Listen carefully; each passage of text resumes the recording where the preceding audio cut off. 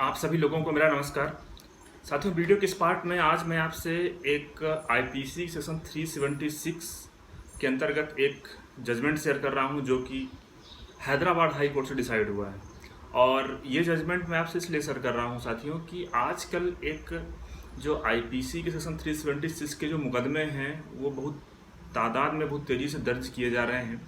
और हमने देखा है कि काफ़ी सारे जो अधिकतम मुकदमे होते हैं वो फर्जी होते हैं। मैं ये नहीं कह रहा हूँ कि सभी मुकदमे फर्जी होते हैं, लेकिन जो इस प्रकार से आजकल क्या है, ब्लैकमेल का एक बहुत बड़ा माध्यम बन गया है ये। हाँ, बहुत सारे जेन्युइन मुकदमे भी होते हैं जिसमें आरोपी को सज़ा होनी चाहिए।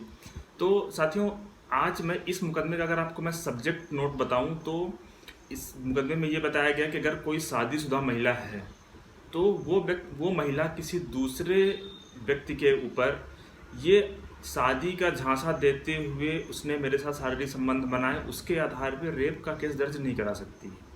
अब इस मुकदमे की स्टोरी क्या है और ये किस प्रकार से हाई कोर्ट पहुंचा, ये सारी बातें आपको मैं शेयर करता हूं। और अगर आप इस जजमेंट को पढ़ना चाहते हैं तो इसका मैं लिंक ऐड कर दूंगा, आप वहाँ से पढ़ सकते हैं। तो साथियों, जैसा हमने आपको बताया कि ये मुकदमा जो डिसाइड हुआ है ये क्रिमिनल अपील फाइल की गई थी हैदराबाद हाई कोर्ट में। अब साथियों, क्रिमिनल अपील किस प्रकार से अराइज हुई तो मैं आपको बता दूं कि ये जो केस है ये है state of Telangana versus Dasari Murali के नाम से है और ये डिसाइड हुआ है 17 जून 2022 को। अब साथियों, ये हाई कोर्ट मामला कुछ इस प्रकार से पहुंचा कि पहले ये मामला सेशन कोर्ट में चल रहा था। सेशन कोर्ट ने आरोपी को बरी कर दिया।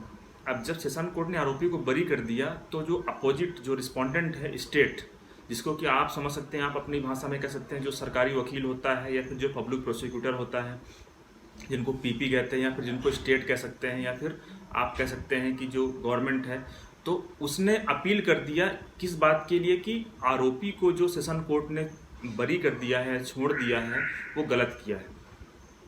यहाँ पे स्टेट का ये कहना था कि आरोपी को सज़ा दी जानी चाहिए, इसीलिए उन्होंने क्रिमिनल अपील फाइल किया है कहाँ, हाई कोर्ट में। अब साथियों, इस केस की स्टोरी आपको बताऊं तो इस केस की स्टोरी कुछ ऐसी थी कि दिनांक 11 अक्टूबर 2009 को जो कंप्लेनेंट है, जो फरियादी है, तो उस महिला ने एक एफआईआर दर्ज करवाई और एफआईआर में उसने बताया कि लगभग 7 महीने पहले उसे एक व्यक्ति मिला और उसने उसे शादी का झांसा देते हुए उसके साथ शारीरिक संबंध बनाए। उसके बाद वो प्रेग्नेंट भी हुई और उसने जब ये बात उस व्यक्ति को बताई तो उसने शादी करने से मना कर दिया। इसलिए वो लेडी ये कंप्लेन दर्ज करवा रही है। साथियों, उसके बाद पुलिस ने यहाँ पे आरोपी के खिलाफ आईपीसी की धारा 417 होती है चीटिंग करने के लिए, 376 और 506, इन 3 धाराओं के अंतर्गत केस दर्ज कर लिया। अब साथियों, जब इस मुकदमे का जब ट्रायल चला सेशन कोर्ट में तो सेशन कोर्ट ने सारे फैक्ट को देखा, जो भी वहाँ पे जो विटनेस एग्जामिन हुए उनको देखा और जो डिफेंस के साइड से जो भी डॉक्यूमेंट प्रस्तुत किए गए थे उन पर विचार किया। उसके बाद कोर्ट ने कुछ निष्कर्ष निकाले। वो निष्कर्ष कुछ इस प्रकार से थे।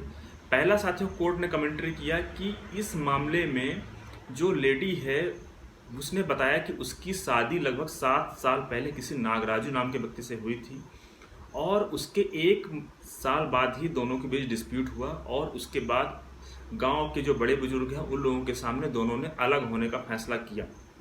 तो साथियों, कोर्ट ने यहाँ पे कहा कि चूंकि महिला वो पहले से ही शादीशुदा है, भले ही उसने गांव के बड़े बुजुर्गों के सामने उन लोगों के बीच ऐसा फैसला हुआ था कि वो दोनों अलग हो रहे हैं, लेकिन ये वैलिड लीगल डिवोर्स नहीं है। तो अभी भी आज की कंडीशन में भी वो जो महिला है वो शादीशुदा ही मानी जाएगी, वो मैरिड वूमेन ही मानी जाएगी, क्योंकि उसका डिवोर्स लीगली नहीं हुआ है। तो इसलिए ऐसा कहीं से कहीं तक आरोप बनता ही नहीं है कि वो व्यक्ति उसने शादी का झांसा दिया, क्योंकि वो लेडी खुद ही एलिजिबल नहीं है दूसरी शादी करने के लिए, क्योंकि हमारे कानून में जो दूसरी शादी है वो वर्जित है। अब जब महिला पहले से ही शादीशुदा है तो किस प्रकार से वो दूसरे व्यक्ति के ऊपर आरोप लगा सकती है कि नहीं उसने उसे ऐसा शासन दिया था।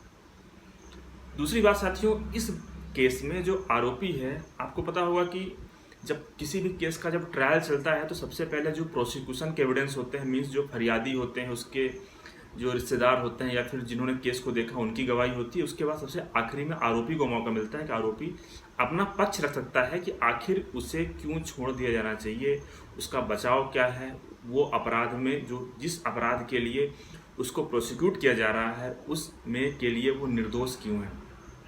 तो साथियों, इस केस में आरोपी ने कहा कि मैं शादी करने के लिए तैयार हूँ, लेकिन हमने उस महिला से कहा कि तुम पहले अपना डिवोर्स ले लो, उसके बाद हम तुमसे शादी करेंगे।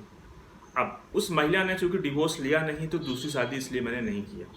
यहाँ पे जो आरोपी का जो पॉइंट था वो भी वैलिड था, क्योंकि हमारे जैसा हमने आपको बताया कि पहली शादी होते हुए दूसरी शादी नहीं की जा सकती है।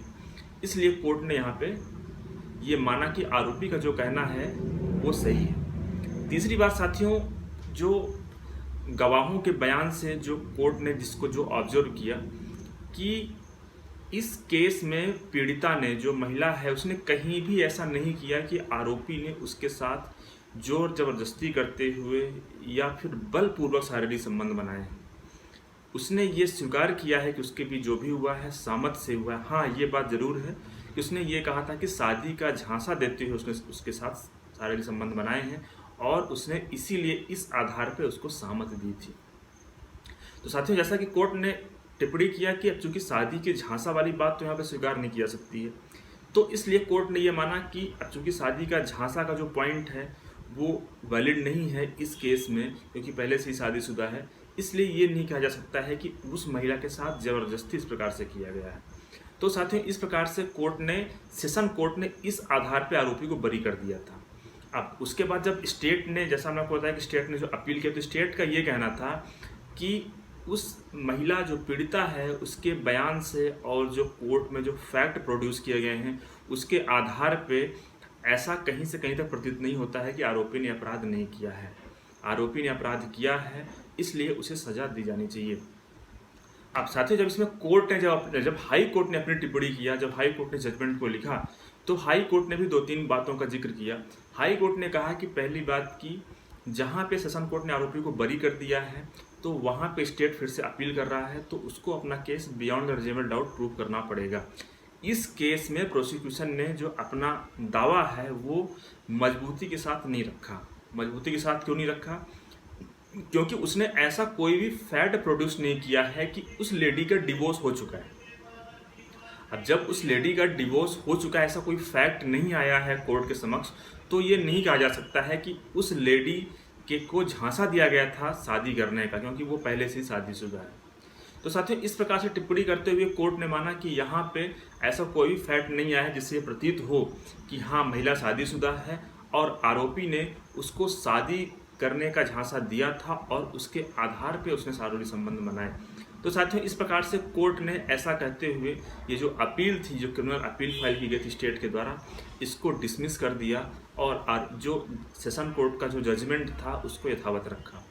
मुझे उम्मीद है कि आप समझ गए होंगे कि किस प्रकार से ये जजमेंट आपके लिए यूजफुल वहाँ पे हो सकता है, जहाँ पे जैसे हमने कई बार कुछ मुकदमे मेरे पास भी हैं जिससे हमने देखा है कि मैरिड वूमन ने एलिगेशन लगाया है दूसरे व्यक्ति के ऊपर कि उसने मुझे शादी करने का आश्वासन दिया था, लेकिन वो लेडी पहले से ही मैरिड है।